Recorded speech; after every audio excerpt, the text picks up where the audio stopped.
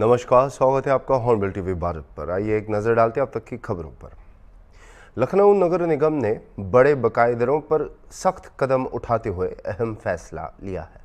निगम सीमा क्षेत्र के भीतर आने वाले उन भवन स्वामियों पर शिकंजा कसना शुरू कर दिया है जिनका गृह कर 1 लाख रुपए से अधिक बकाया है। यदि 3 नवंबर से पहले बकाया राशि जमा नहीं की जाती है तो नगर निगम पहले मकान को सील करेगा और फिर 15 दिनों के बाद नीलामी की जाएगी। इस संबंध में नगर निगम के अधिकारियों ने ऐसे भवन स्वामियों को नोटिस भेजने की प्रक्रिया शुरू कर दी है। इस विषय पर हॉर्नबिल टीवी ने सीटीओ अशोक सिंह से एक विशेष बातचीत की है। के बाद एक बड़ा फैसला लिया गया। बड़े बकायेदारों को लेकर नगर निगम शिकंजा कसना शुरू कर दिया है। इसी मुद्दे पर बातचीत करने के लिए हमारे साथ अशोक सिंह हैं, सीटीओ। इनसे बात करेंगे। सर, जो बड़े बकायेदार हैं उनको लेकर शिकंजा कसना चालू कर दिया है, क्या रणनीति रहेगी? कितने बड़े बकायेदार हैं अभी बाकी है जिनको लेकर 4 नवंबर तक जो आदेश जारी किया है कि टैक्स वसूलने का, क्या नीलामी रहेगी? बड़े बकायेदार अभी हमारे जो है 1 लाख के ऊपर के 40,000 लगभग बाकी हैं। हम लोगों ने समाचार पत्रों में इसका प्रकाशन शुरू करा दिया है। नोटिस ऑफ डिमांड वगैरह पहले ही सर्व कर दिया गया था और 3 नवंबर तक का समय दिया गया है कि भवन स्वामी स्वयं टैक्स जमा कर दे। यदि भवन टैक्स नहीं जमा करता है तो उसके पश्चात जो है हम सीलिंग कार्रवाई करेंगे और यदि सीलिंग कार्रवाई दौरान जमा कर देता है तब तो ठीक है, नहीं तो अगर नहीं जमा करता है तो उसके बाद फिर वो भवन नीलामी में जाएंगे। कितनी अभी तक सीलिंग करी गई, कितने को नोटिस भेजी गई है, कितनों को सीलिंग करने के आदेश दिए गए? क्या अभी तक कोई भवन स्वामी क्या अभी तक कोई सीलिंग का आदेश दिया गया है क्या? नहीं, अभी जो है प्रोसेस शुरू हुआ है। 3 नवंबर के बाद चूँकि दीपावली है, लोगों का व्यवसाय है, आम जनता उसमें वो रहती है, तो हम पेपर में भी ये निकाल करके उनको समय दे रहे हैं कि 3 नवंबर तक वो जमा करें। 3 नवंबर तक यदि नहीं जमा करते हैं तो गत वर्षों में सीलिंग तक होती थी। सीलिंग अब की बार जो है नगर निगम अधिनियम की धारा 516 के अंतर्गत उसको हम लोग जो है प्रयोग करते हुए उसकी शक्ति का और उसको नीलामी तक ले जाएंगे। सर, कितना इस साल का टैक्स है, कितना टारगेट रखा गया है? अभी तक वसूली में कौन सा जोन सबसे आगे चल रहा है? अभी तक वसूली में जोन 8 105% वृद्धि किया है पिछले साल की अपेक्षा, और जोन 1 सर्वाधिक नीचे है, वो मात्र 8.67% वृद्धि किया है।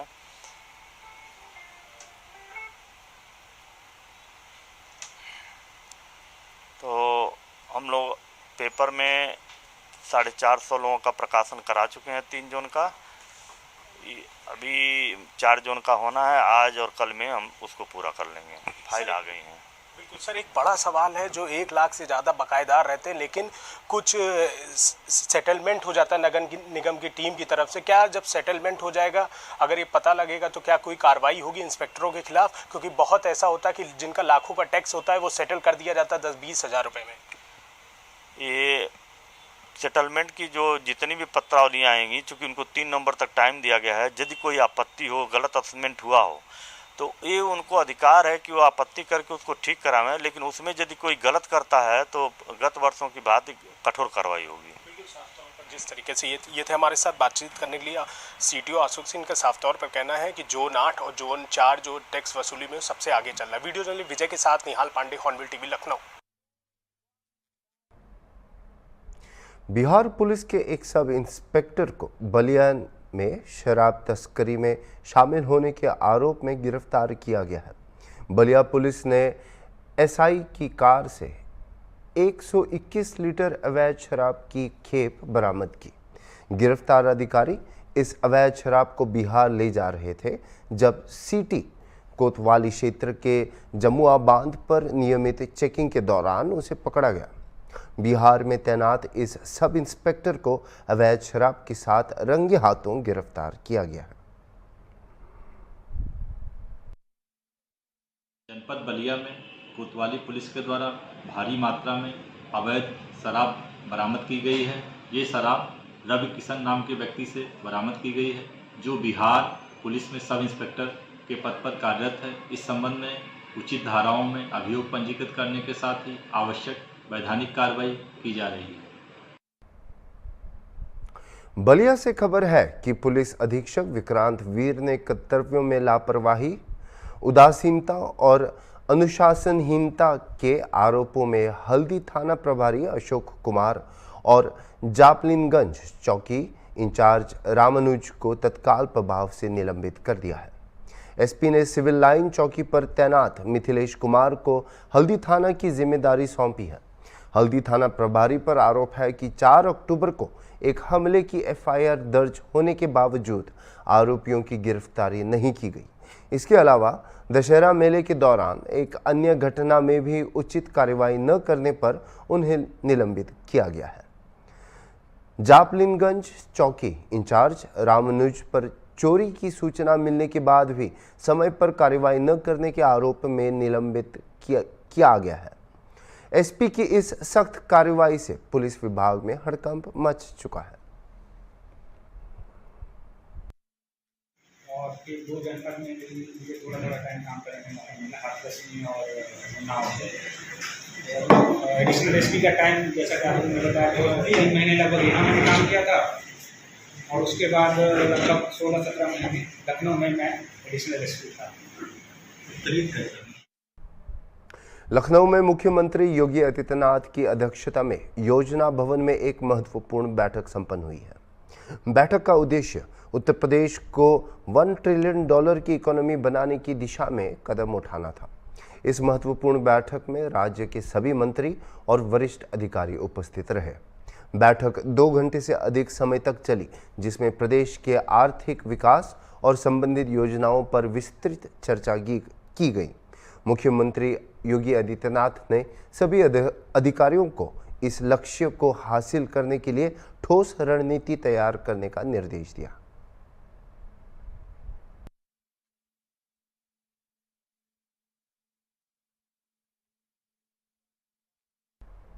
बलिया जिले के रसड़ा थाना क्षेत्र के वार्ड नंबर 22 में पुलिस ने एक बड़ी कार्रवाई करते हुए 5000 किलो अवैध पटाखे बरामद किए हैं।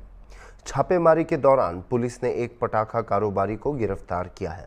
उसके मकान, दुकान और गोदाम में से 11 बोरियां और 192 पेटियों में भरे करीब 10 लाख रुपए के अवैध पटाखे बरामद किए गए हैं।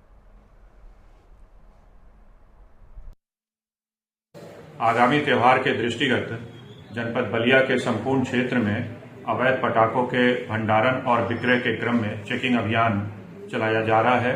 इसी क्रम में मुखबिर से सूचना मिलने पर थाना रसड़ा क्षेत्र में जनपद की एसओजी टीम और थाना रसड़ा की टीम के द्वारा कार्रवाई की गई तथा एक व्यक्ति अविनाश कुमार को गिरफ्तार किया गया, जिसके घर और दुकान और गोदाम की तलाशी एसडीएम रसड़ा की उपस्थिति में ली गई, जिसमें लगभग 5000 किलो से ज्यादा अवैध पटाखे बरामद हुए हैं, जो कि 192 बॉक्सेज और 11 बोरियों में रखे गए थे, जिसकी बाजार की कीमत 10 लाख रुपए से ज्यादा है तथा इस पूरे प्रकरण में थाना रसड़ा पर मुकदमा पंजीकृत कर विधिक कार्रवाई की जा रही है।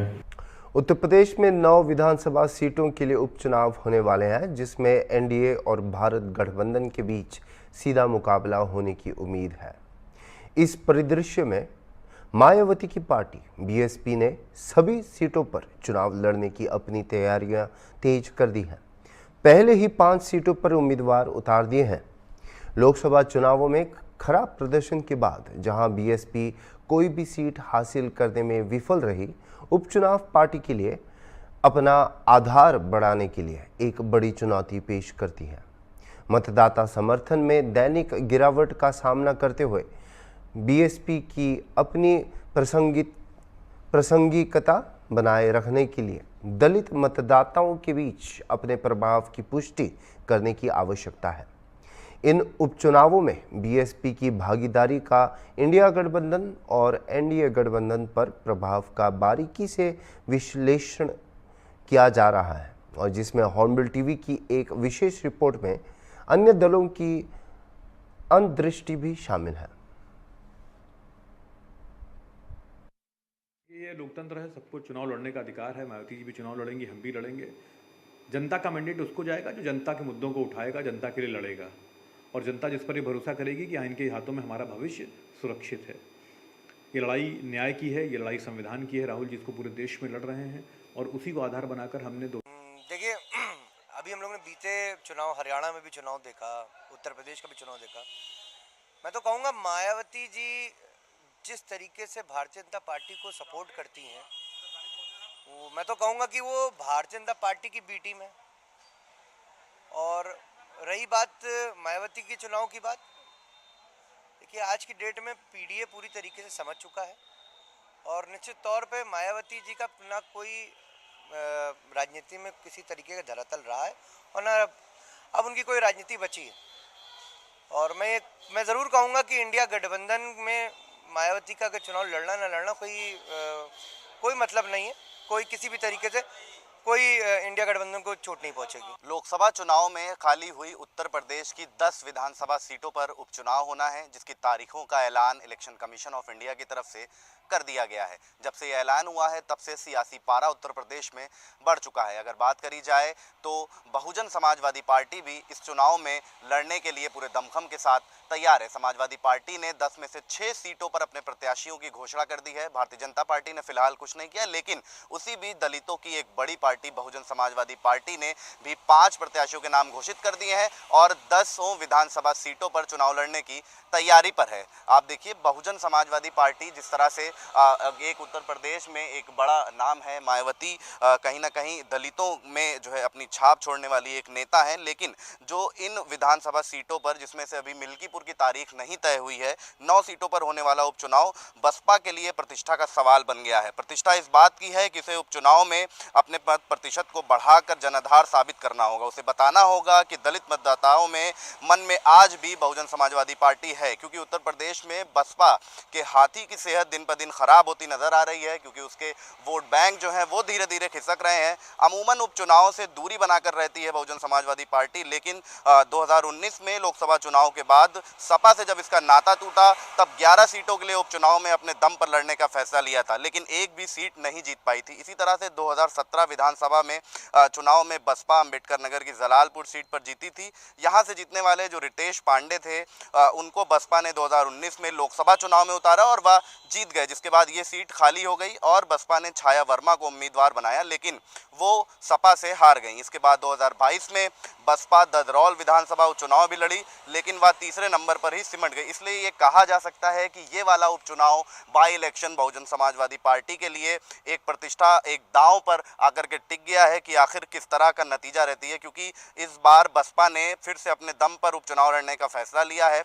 अधिकतर विधानसभा सीटों पर प्रभारी घोषित कर दिए गए हैं, जिसमें फूलपुर से गुड़िया देवी को कहा गया है, दांव लगाया गया है, और साथ साथ मझवा से दीपू तिवारी हैं, कटहरी से अमित वर्मा हैं, मीरापुर से शहनजर और गाजियाबाद से पीएन गर्ग विधानसभा प्रभारी घोषित करे गए हैं। इस तरह से बसपा सुप्रीमो मायावती ने कोऑर्डिनेटर ने अपने क्षेत्र के विधानसभा सीटों पर कैंप लगाने का भी निर्देश दे दिया है। और जिस तरह से उपचुनाव की घोषणा हुई है उसके बाद से ही आकाश आनंद जो कि कोऑर्डिनेटर हैं और उनकी भी डिमांड पब्लिक के बीच बढ़ चुकी है, क्योंकि लोकसभा चुनाव में आकाश आनंद ने एक अच्छे तौर पे प्रचार किया था, यूथ पर एक अच्छी छाप छोड़ रहे थे, तो कहीं ना कहीं इस बार फिर से उपचुनाव में उनकी डिमांड है कि आकाश आनंद को भी प्रचार प्रसार में उतारा जाए ताकि वो यूथ पर एक अच्छी छाप दोबारा से छोड़ सके। तो अब देखना होगा कि उपचुनाव में किस तरीके के नतीजे आते हैं और बहुजन समाजवादी पार्टी किस तरह की छाप छोड़ती है और क्या आकाश आनंद को फिर से उपचुनाव में प्रचार की जिम्मेदारी दी जाती है।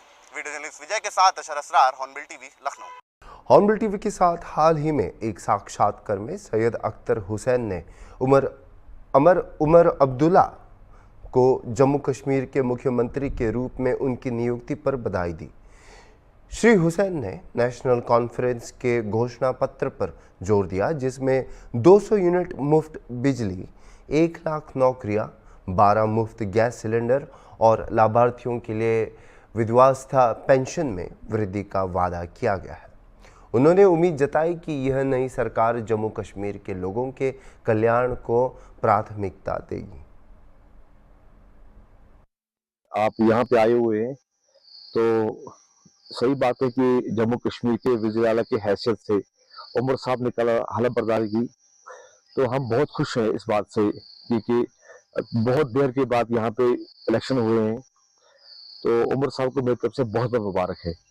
दूसरी बात यह है कि जो मौजूदा गवर्नमेंट जो बनी है, इन लोगों ने गवर्नमेंट के जो नुमाइंदे बने हैं या मैनिफेस्टो में थी जो बातें थी, अगर उन पे पूरा उतरेंगे तो उसके लिए भी लोग उनका बहुत खैर मकदम करेंगे। जिस तरह की आपको पता ही है कि जम्मू कश्मीर में जब ये नेशनल कॉन्फ्रेंस जो पार्टी आज बरसर इक़्तिदार में आई हुई है, इन लोगों ने बहुत ही लोगों को जो मुतालबे थे उन पे उनको बोला गया कि हम ये करेंगे। तो उसमें खासकर उसमें जम्मू कश्मीर का जो स्टेटहुड है, तो उसके बारे में उन लोगों ने लोगों को बोला, लोगों ने वोट डाले। उन्होंने बोला था कि हम साल में 12 सिलेंडर जो हैं वो हर फैमिली को फ्री मिलेगा। तो जो हमारे ओल्ड एज विडोज हैं उनकी पेंशन जो कम थी 1000 थी, उसको डबल ट्रिपल करेंगे। तो अगर इन बातों पे उतरेंगे भी, क्योंकि उमर साहब एक अच्छे जम्मू कश्मीर के वज़ीर पहले भी रह चुके हैं, उनका पता है करना क्या है। और जिस तरह पिछली बार उन्होंने किया था, वो हमें तवक्का थे कि इस बार वो ऐसा नहीं होने देंगे कि खुदा बर खलक और खलक बर खुदा की बात होती है। अगर उमर साहब इन बातों में उतर जाते हैं तो आने वाले वक्त में उनको फिर मैंडेट दिया जाएगा। लिहाजा मेरी उमर साहब को मेरी मुबारकबाद है कि आप आज फिर नए सिरे से जम्मू कश्मीर के वज़ीर आज़म बने। क्योंकि आपको पता ही है कि अगर जो यूपी सीएम बने हैं वो मेरे अच्छे दोस्त भी हैं, तो उनको बनाया गया है कि हर एक इलाके की नुमाइंदगी की उसको। मुझे लगता है हम अनंतनाग की भी नुमाइंदगी भी है, हमारे जम्मू की, खासकर जम्मू जो डिवीजन है, जम्मू डिवीजन की नुमाइंदगी भी वहाँ पे 2 लोगों को मंत्री लिया गया है कि ये वो भी गवर्नमेंट का हिस्सा है। तो मैं चाहता हूँ कि अगर हम बात करें कि जम्मू कश्मीर की बात करें तो जम्मू जो है वो अच्छा डेवलप है, कश्मीर डेवलप नहीं है। तो मैं चाहता हूं कि जम्मू कश्मीर में जो नुमाइंदगी जम्मू वालों को नुमाइंदगी मिली है, कोई हक अधूरी किसी की नहीं हुई है। तो मैं उसके भी यहाँ की जो मुझे गवर्नमेंट का शुक्रिया अदा करता हूँ कि आपने जम्मू के खासकर लोग बड़े नाराज थे। जिस तरह परसों आपने देखा होगा मीडिया में, वो लोग बोल रहे कि हमें स्टेटहुड दो, या आधे लोग बोलते कि जम्मू को डिवीजन को अलग स्टेट बनाओ।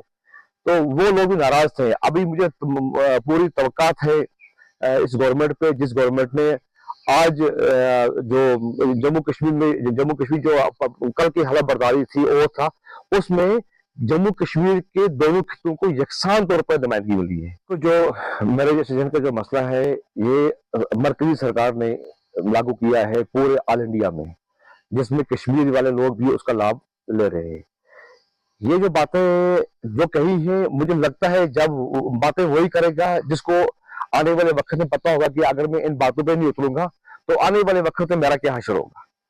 तो मुझे ये लगता है कि जो अगर ये कह रहे हैं कि हम अगर 50 मिल रहा है तो 80 या 80 प्लस 90 तक ये एक उस लड़की को देंगे जिसकी शादी होने वाली हुई होगी या होने वाली होगी। तो मैं चाहता हूं कि ये जो स्कीम जो है ये सेंटर की स्कीम है।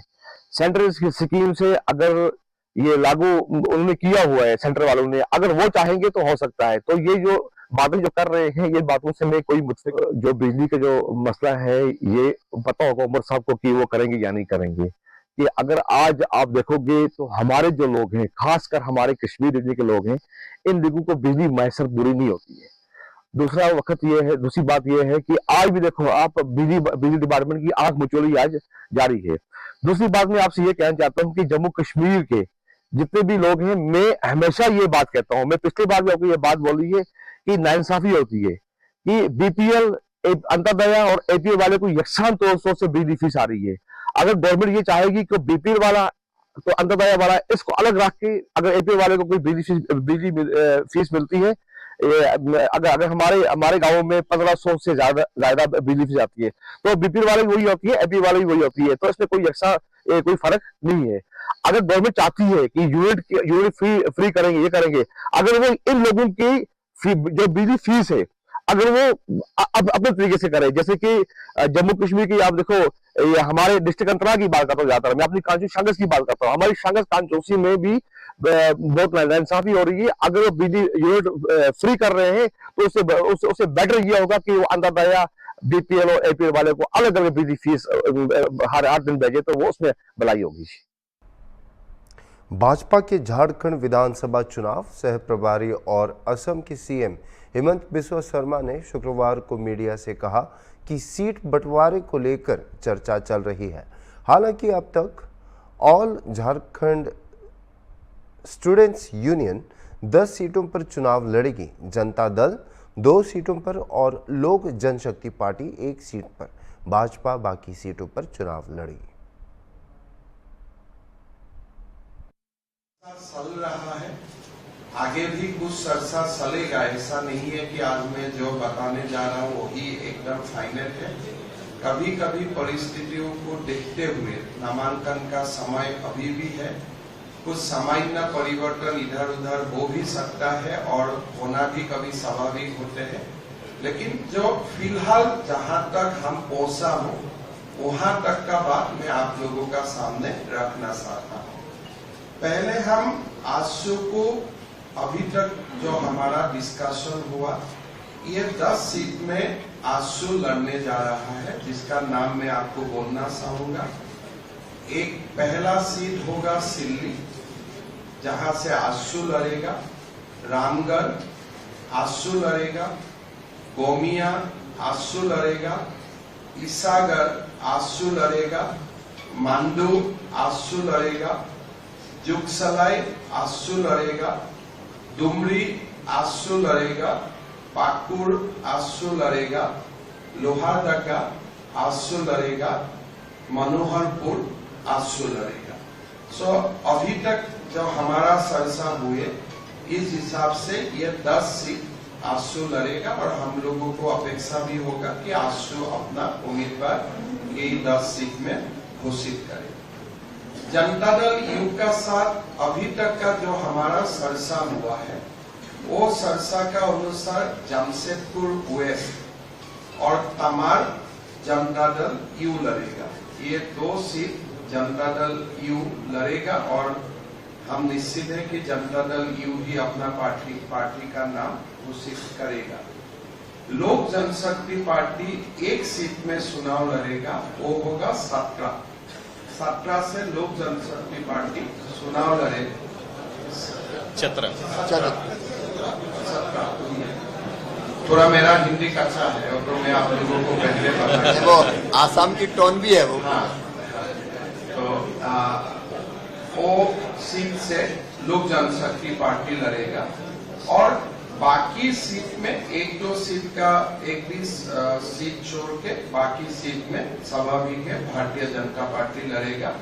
यही सीट का एक मोटा मोटी जो डिस्ट्रीब्यूशन है, जनता दल यू 2, लोक जनशक्ति पार्टी 1, आशु 10 और बाकी सीट ऐसा नहीं है कि बीजेपी ही लड़ेगा, कहीं उस चर्चा में 1-2 इधर उधर हो सकता है, पर मूलतः यही पिक्चर है जो मैं आपको बताने के लिए हमने आप लोगों को निमंत्रण किया था। और मेरा लगता है कि अभी बाबूलाल जी और सुदेश जी दोनों को ये चुनाव का नेतृत्व लेना है और दोनों कैसे चुनाव को आगे बढ़ाएगा दोनों आप लोगों का सामने पेश करेगा। मैं बाबूलाल जी को निमंत्रण करता हूं कि चुनाव का बारे में सुदेश जी और बाबूलाल जी आप। अभी के लिए इतना ही और खबरों के लिए आप देखते रहिए हॉर्नबिल टीवी।